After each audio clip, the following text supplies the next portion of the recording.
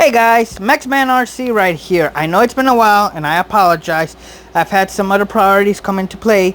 Everything's taken care of now for the most part, so we're in good shape. Let's get back into the RCs at this point. Earlier today we went out.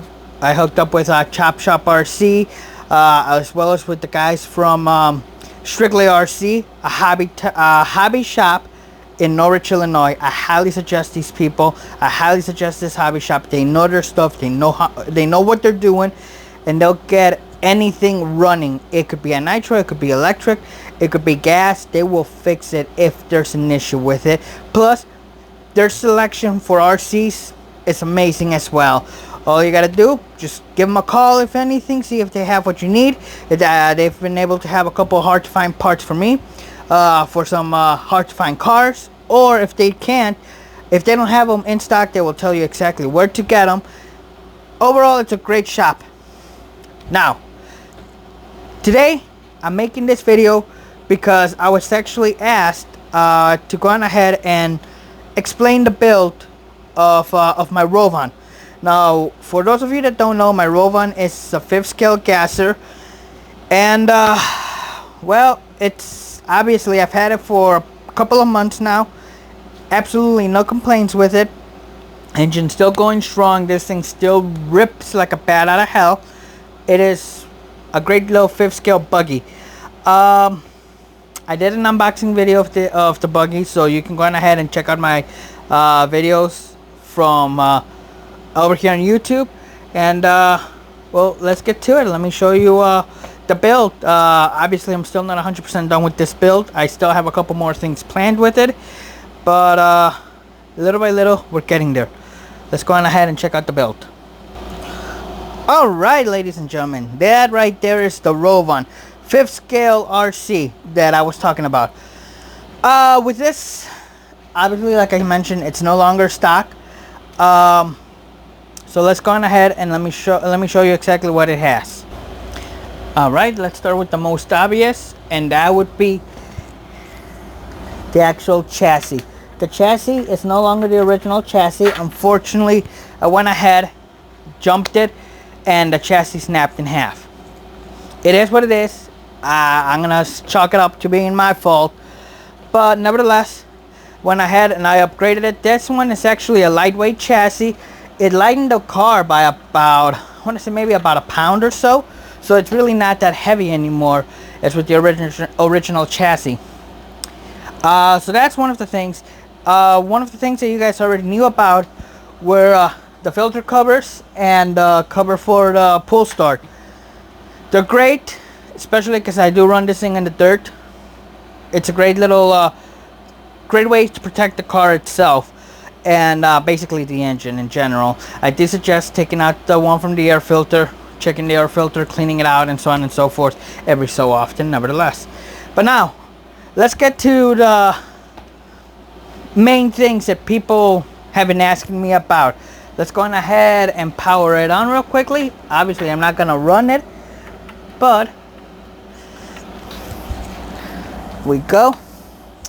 The car itself is no longer running the cruddy Fly Sky system that it included. No, at this point it's actually running a Radio Link. Sorry about that. It's running a Radio Link radio system with an actual kill switch. Now let me go on ahead and show you. Obviously, first of all, before I go on ahead, too far ahead of myself, I did go on ahead and upgrade the original Rovan bucket lights. Rovan from the factory, all they include is just empty buckets. There's no LEDs on it, it's just the empty bucket light. I also went ahead, I know it might be a little difficult to see, went ahead and also gave it a little bit of rock lights per se.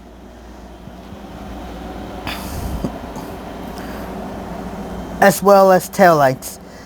This thing really does kick up a decent amount of dust, so needless to say, I do like knowing which way it's facing, which is basically the main reason why I do the lighting on the RCs is so that I know which way the car is facing, and I can control it from there. So from that on out, those are basically just the visuals that I've done for the car. Let's go on ahead and go more into the mechanical stuff. Let's start with the electronics. Now, when it comes to the electronics, it does have the original servos with it. I really haven't had the need to change it. If you know me, I don't change anything until it starts breaking down. I paid money for this thing. I paid money for everything that's in this car, so I'm gonna get my money's worth out of it. Now, with that in mind, it does have a kill switch, which basically it does what the name states: kills the car. It's a great thing to have in case of an emergency, or if you flip the car, or whatever the case is, or most importantly, if you have a runaway. If this thing starts running away from me for whatever reason, all I gotta do is just hit the kill switch, and it'll kill the engine right then and there. Now, if you pay attention, let me go ahead and move you guys a little bit over here. Now we're looking more towards the front. You're gonna see a small red LED light turn on. Currently, if I would try and start this car right now, it's not gonna start. I do have the kill switch engaged. It's easier to kill it like that than to push the kill button, especially when you're running it, obviously. So basically, if we're going ahead, and this is with the radio link radio,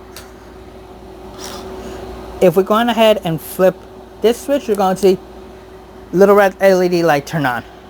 That red LED light tells me kill switch is disengaged. Go on ahead, pull the ripcord, start the car. Great. When it comes to the fail-safes, you always want to have fail-safes on any RC in general, especially anything with internal combustion, albeit nitros or gas. With this one, the way I have the fail-safe set up is in case I lose connection with the remote or whatever the case, you can see I'm going to shut off the remote, and you're going to see the light, the red LED, shuts off. Why does it shut off? Because I have the fail-safe set that in case I lose connection with the remote or whatever the case is, the kill switch engaged kills the engine. That could be in case I lose a battery dies in the transmitter or whatever the case might be. Now that we turn the transmitter back on, there is one other thing that I did set up on this thing, and that is the other fail-safe on this is the brake. In case I do lose control of it, I'm going ahead and shut it down. And I don't know if you'll be able to hear it because I do have the AC going. I hope the AC doesn't sound too loud. But maybe you'll be able to hear. Actually, I'm just going to go ahead and show you. So right there you have, there it is. You have the horn for the servo, for the throttle, and the brake. So in case I lose connection for whatever reason, the brake engages and the kill switch engages as well. So not only is the engine dying, I'm also the brakes are also being set. Now that we're talking about the brakes, let's go on out with the next part of this. Alright, I shut off the car so that we can have a little bit better view without the glare from the lights. Let's go on ahead. The car itself comes with the rear brake, which is roughly the size of a quarter, maybe a little bit bigger, maybe a $50. Honestly, to me that's not.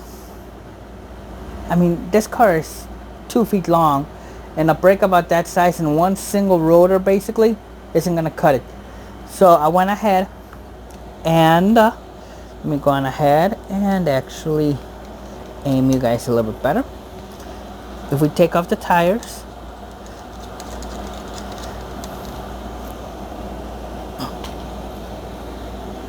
I actually went ahead and put in rotors just in the front, not the back. Honestly, just the front itself is decent enough for me, at least. It is a two-wheel drive vehicle, so I really don't need the back ones. At least I don't think so. And with just these two fronts, it stops perfectly fine. As you can see, I do have free play on it. If we're going ahead and turn on the car. Alrighty. If I were to go ahead and start spinning it, and then I'll apply the brakes, see, it stops it, and look at that. And I'm actually trying to turn it and it's not letting me. If I release it, we're back again. You can see right here, that would actually be the caliper working on it. And let me give you guys a better look on it. So right there,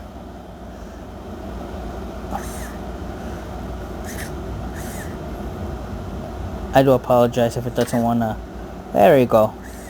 You can actually see the caliper engaging.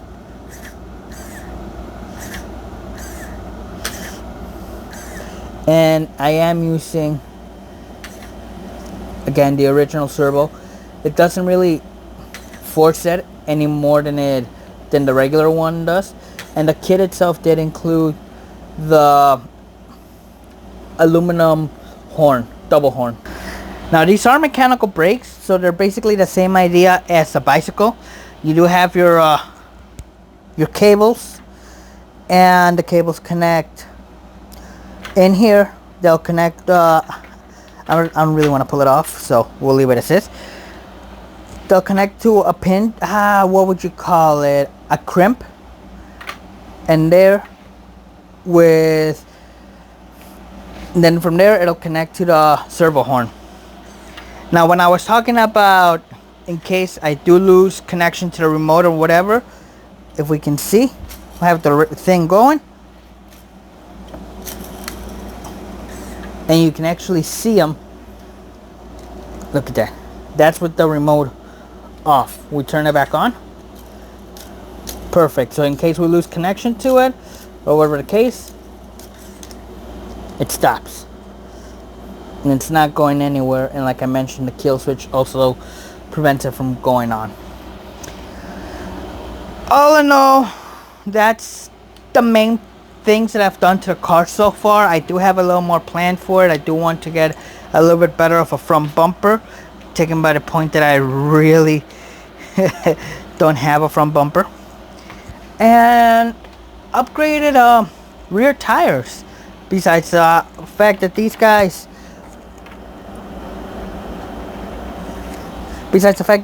are actually pretty worn. But yeah, overall, that's the car itself, and that's basically the small amount of build that I've done to the vehicle. It's not crazy, but overall it does what it has to do. And with those front brake rotors, the car stops so much easier, so much quicker. Well guys, there you have it. This was Maxman, and I hope you enjoyed this one. If you have any other questions, just go ahead and write them in the comments, and I'll be happy to let you know. The car, I got it from Rovan.com, directly from them. They're actually really good deals on there. If you go ahead and take them out, check them out. It's no HPI or low C, but it holds its own. Honestly, it really does hold its own. And the front brake kit was actually from Amazon in general, so it's really not that difficult to find. So the kill switch is also from Amazon. So yeah, there you have it.